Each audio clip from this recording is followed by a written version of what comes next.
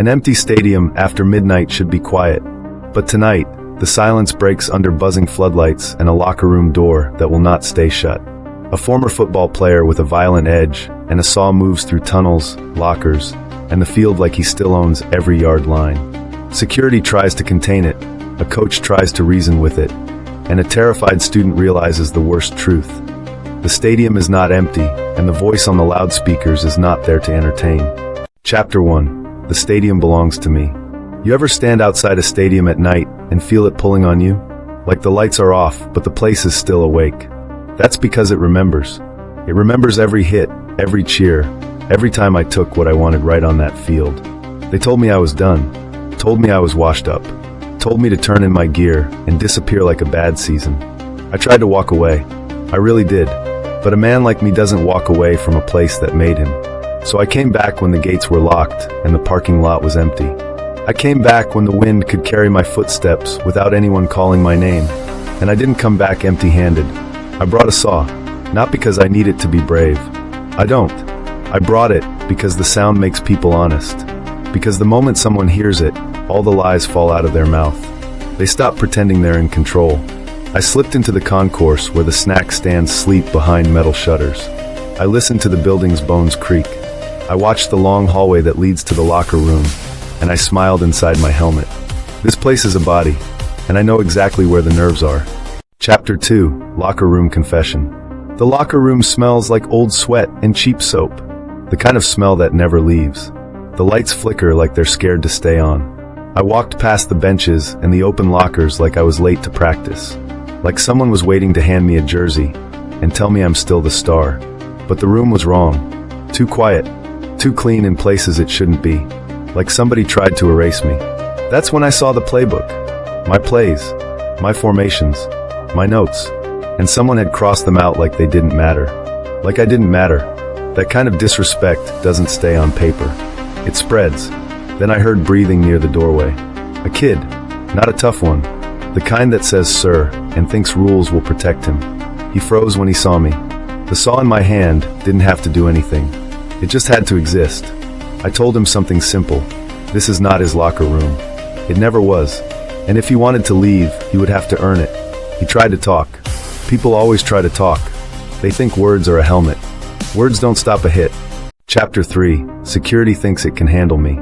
The first flashlight beam cut through the tunnel like a weak little sword. Security. Always late. Always confident until they're not. I heard the radio chatter echoing off concrete. Heard the fake calm in their voices. They think keys and cameras make them powerful. I walked toward the light, slow, letting my cleats click. Letting them measure the distance and realize how fast it can disappear. The guard backed up into the security office like a man retreating into a story he tells himself. Monitors glowed. Feeds flickered. Half the cameras didn't even work right. This whole place runs on broken promises. He raised his voice. Said he was calling it in. Said there were procedures. I laughed. Not loud. Just enough for him to understand. I don't live inside procedures. He ran, and the stadium swallowed his footsteps. Stairwells. Concession corners.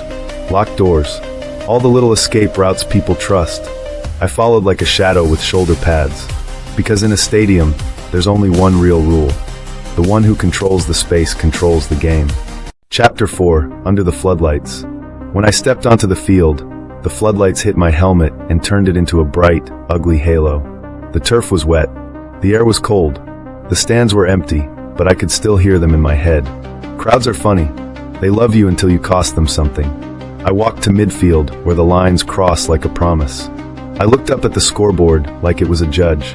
And I thought about the coach who preached discipline, then cut corners. The staff who smiled to my face, then locked doors behind my back. The kids who wore the same colors, but never respected what it took to carry them. I saw movement in the bleachers. Someone hiding.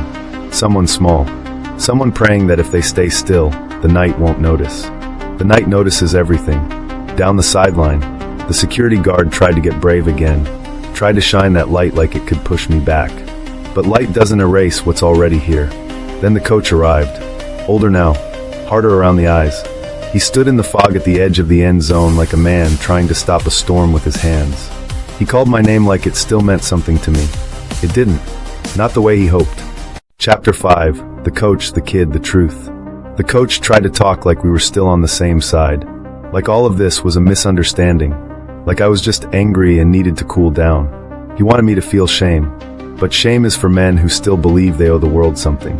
He led me toward his office, past trophies that shine without remembering the hands that earned them. Past framed photos where smiles are frozen in time, pretending nobody ever gets thrown away.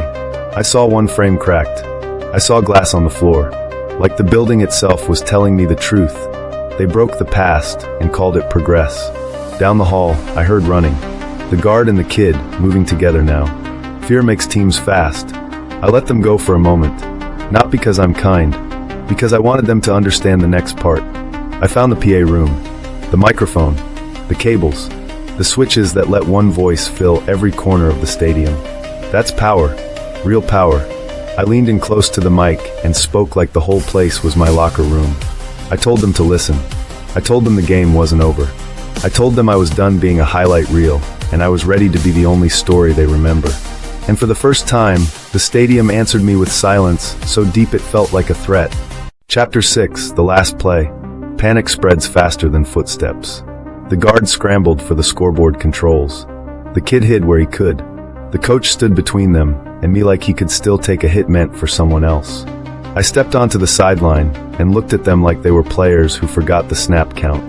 They begged in different ways. The guard begged with rules. The kid begged with fear.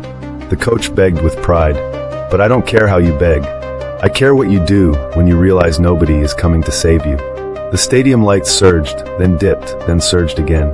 The air shook with speaker crackle. Somewhere, a door slammed hard enough to echo across the field. I moved, and they moved, and the space between us kept changing like a living thing. Tunnel to field to tunnel. A loop of concrete and fog and bad choices. And then, for a moment, everything went quiet.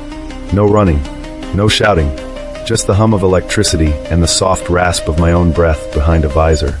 I want you to understand this. The scariest part is not the saw. It's not the helmet. It's not even me. The scariest part is what a place like that can turn a man into when it decides he matters more as a nightmare than he ever did as a hero. So if you ever find yourself in an empty stadium after midnight, and you hear a sound that doesn't belong there, do not call out. Do not search the shadows, because the shadows might answer back.